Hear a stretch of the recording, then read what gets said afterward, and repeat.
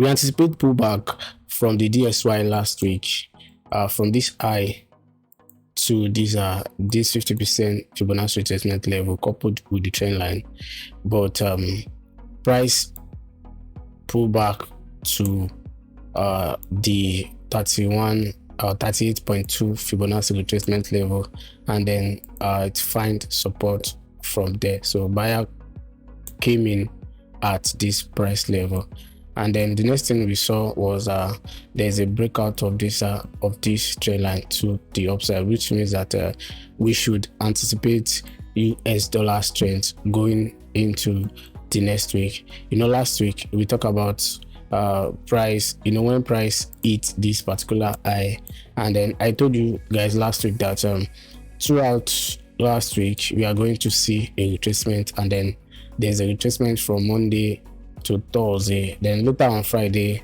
we saw this bounce to the upside, which you see pounds US dollar buy to some level, euro US dollar buy to some level, and then you see the rejection later on Friday. So what are we now looking at on the DSY? Previously in January, that is the first quarter of this year, we are anticipating a rate cut in the US dollar. Some investors anticipate like 3 to 4 rate cuts, and later they change it to one rate cut. But as the things is now, with the data that were released, the GDP that were released last week, the unemployment claims that were released last week, and the PCE price index is showing a sign that we might not have rate cuts this year, or we might have one rate cut, that is in the third quarter of 2024, which means that we should have a stronger US dollar. That is the US dollar should be strong, and we should see DSY flying up, and then you should see stronger US dollar. That is we should see pounds US dollar to the downside, euro US dollar to the downside, and then you see that I told you guys that the gold we actually reject at that resistance level last week, and then we saw it playing out from Monday to Friday, which just retrace and then buy to some levels before we actually now saw the rejection. So guys, welcome to my YouTube channel. This is Ambafx. This is where I bring you the latest insight in the world of forex market, the technical aspect, the fundamental aspect. So do well to subscribe, like, and share, and don't forget to turn on the notification so that you will be notified when I drop a new video. So I have some peers I want to some peers on my watch list this week, but they are not much. Mostly are US dollar pairs, because this week I ignore DPY pairs, because if you take the US DPY, you will see that is approaching the 160 level, which is 1990 high. So let's put it at the weekly time frame. This level is 1990 high, as you can see the date. So this is 1990, so probably intervention might come in from here. So that's why I try as much as possible to avoid DPY pairs going into the next week, because you see DPY pairs is very, very weak, because most of their data, they don't have a positive data. Most of their data are negative, which is detrimental to their currency, and you see their currency weakness that is the top notch. So if you check the DPY index, as you can see, you will have a long run to the downside. So which means that DPY and their currency has used like less than 0.4 to 4% of their buying power, or something like that. So you can actually check to verify the information. And then before I actually go to the individual currency, let's check the economic activities we have next week. The economic activities we have next week, and then let's see. And you know that next week is NFP week, non-farm payroll, and we have FOMC decision next week. That is our interest rate decision out of the United States dollar. So let's check.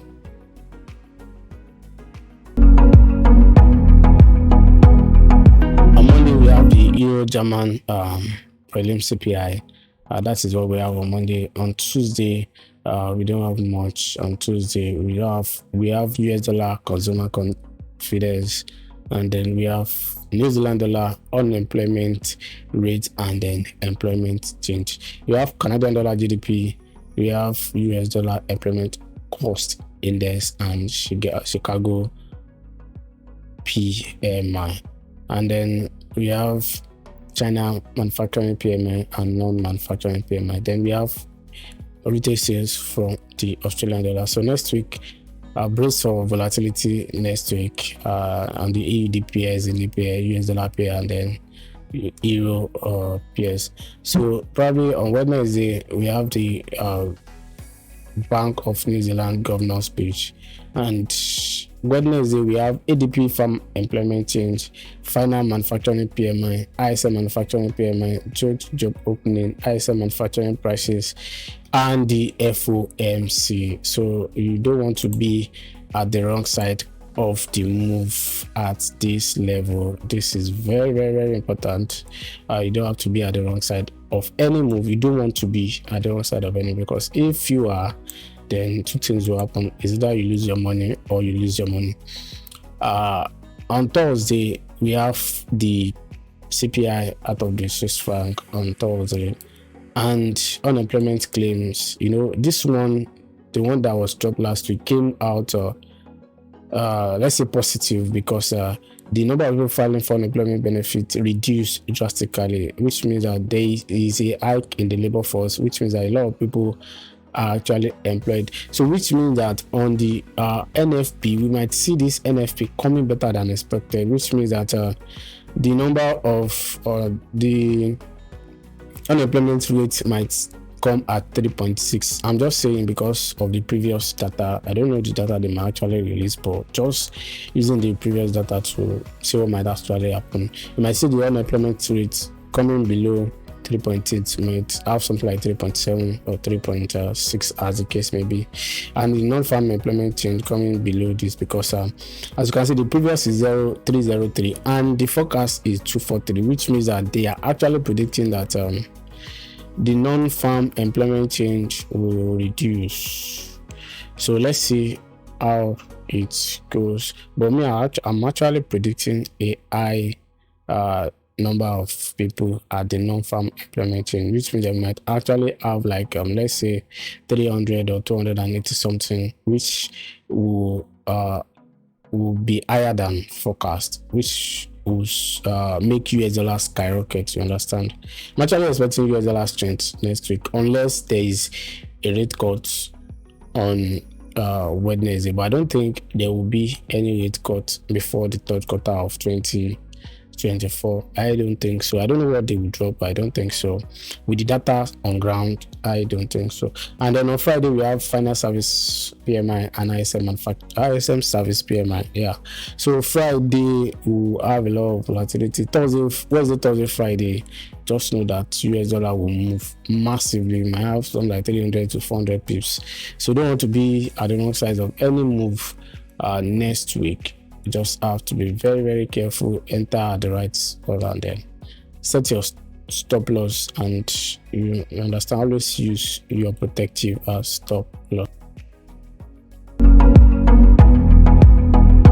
To the individual currency, I've told us that the DSY has broken this trend line to the upside. So what I'm actually expecting is for price to come, and then we'll see a bullish move to 107.144, which is the next resistance level on the DXY, as you can see. So the price should not move below this area before it can actually find a support back to 107.144. So the first individual pair you want to look at is gold. So if you check gold right now, there is no new high formed here, and then price reject, and no new high from price reject, and then this one is a retracement. So probably I'm expecting price to fall further back to, let's say, 2280 or 2270. So I'm actually looking at one of those levels for price to actually fall to that level. And if you check this, you see that you know, I like Fibonacci retracements very well. As you can see, there is a rejection at this level. You understand, there is a rejection at this particular level of 50% Fibonacci retracement level. So price didn't really touch it, and then there is a, okay, let's just adjust this so that we can see the probable touch here.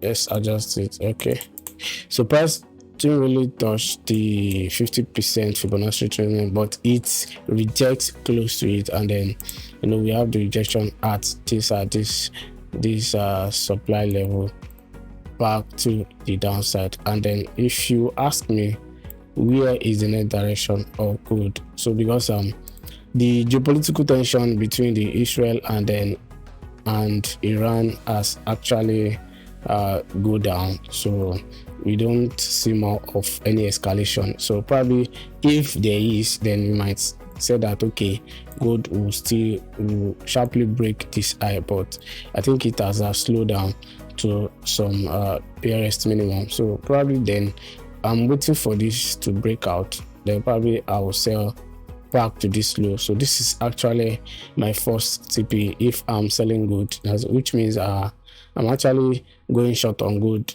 next week, as we actually see the US dollar strength coming to play out. So if it comes to play out, then you should look at price coming back here, break this low, then you should see price moving back to 2270 or 2266. So basically that's what I'm actually looking at on gold next week. So I will be selling gold or do nothing going into the next week. But if price now break this high, that is when I will be looking to go back to buy gold. But below this level of 23,500 or 23,600, I'll be willing to go short on gold. And on pounds US dollar too, my bias is to the downside, because the same thing, and you know, I've actually put a fib level there, and then we saw the rejection at 50% Fibonacci retracement level, which even extend want to touch the 61.8, but there's a rejection here last week, that is on Friday. So, and another thing is that there's a breakout and the price still went extremely to retest that particular area last week. So I'm actually looking at if for price to reject and then to the downside. So I'm looking for a sell setup. I'm looking at a sell setup at the British pounds US dollar next week. So probably this is what I'm actually looking at, because first it creates the impression of a double top here and went ahead to clear this stop loss out and sell massively. So which means that sellers are still very much around, so we can see them drag, price back to this particular low to break this low. Because if you check the big picture, what you see there is a series of a lower high and lower low right here. So let's say it all started from here, which forms a lower low, lower high, lower low, lower high, and then we saw a lower low around this area and lower high. There's a rejection, so which means that we may have another low at that particular area. So based up for a sell setup on pounds US dollar next week. So if price now go above this particular area, that's when my bias will be changing to a buy bias. So if prices stay below this level of 1.25375, I'm on bearish bias on pounds USD. So the next one is euro USD. I'm on bearish bias on euro US dollar too. Or I'll actually wait for price to, because price has actually break this level too, and then we saw this level here. So probably I'm actually rooting for price to actually break this, which means that if price go below this area, you take pay attention very well. If price go below this area, so I'll be willing to go for a sell bias back to breaking this low. You know, first take profit might actually be at that particular low right there. So first TP might be here, and then you know second TP at 1.05 to 0.5. So anticipating price to actually break this level.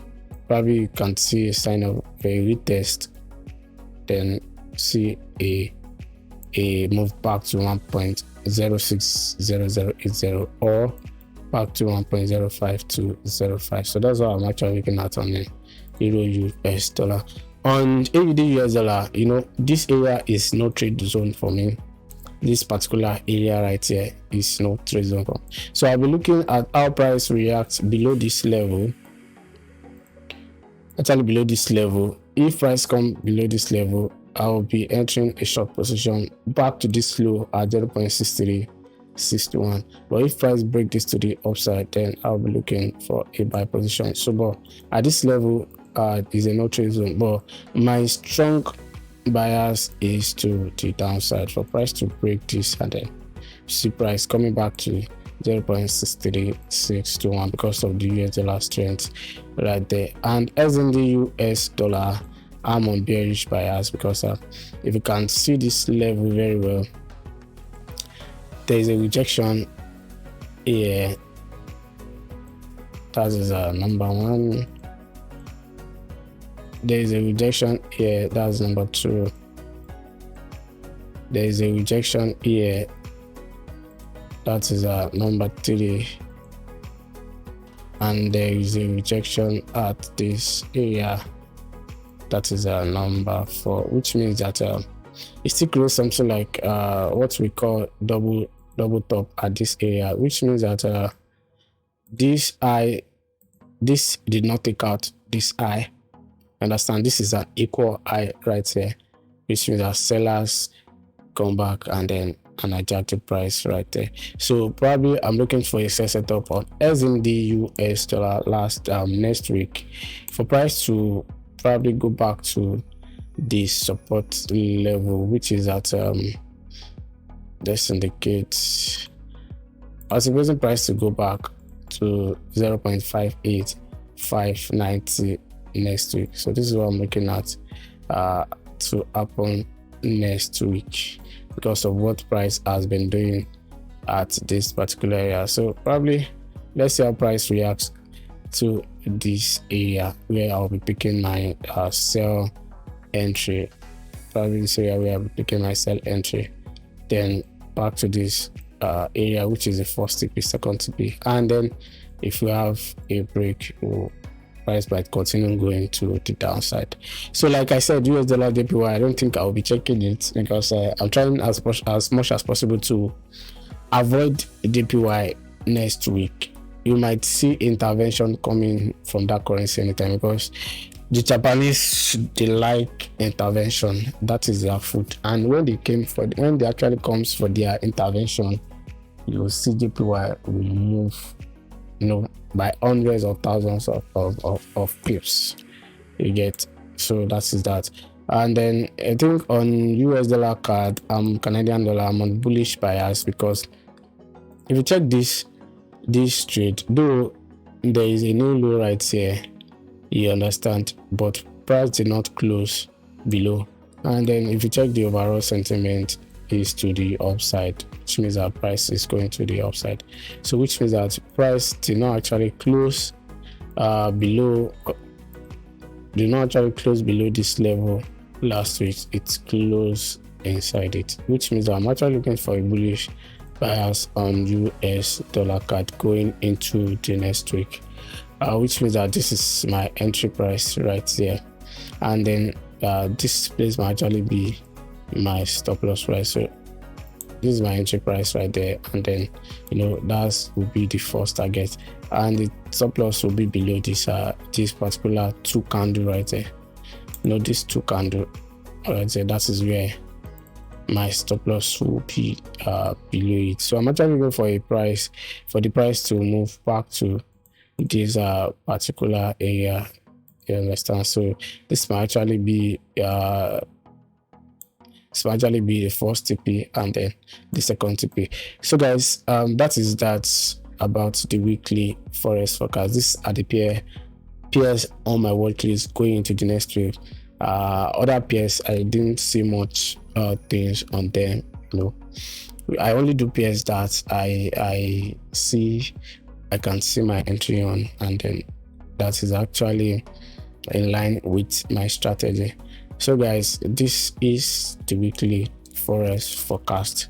So do well to like, subscribe, and share, and don't forget to drop your comment.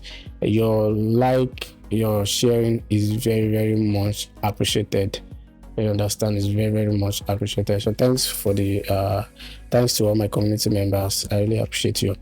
And don't forget that GBP US dollar bot is still working, and then the minimum to connect is $1,000.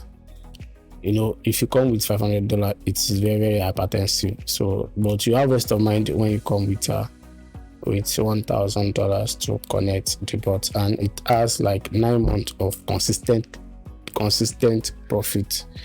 You get 9 months of consistent profit. And then there is a link to the broker in the description box, a very reliable broker, and you understand, and easy withdrawal and easy deposit, no issues. So good luck, guys. Next week we have a lot of fundamental, next week a lot of economic activities next week. You don't want to be at the wrong side of any move. You understand, you don't want to be, because we have the FOMC, we have the non-farm payroll, the NFP. So don't forget to use your protective stop. Have a lovely weekend.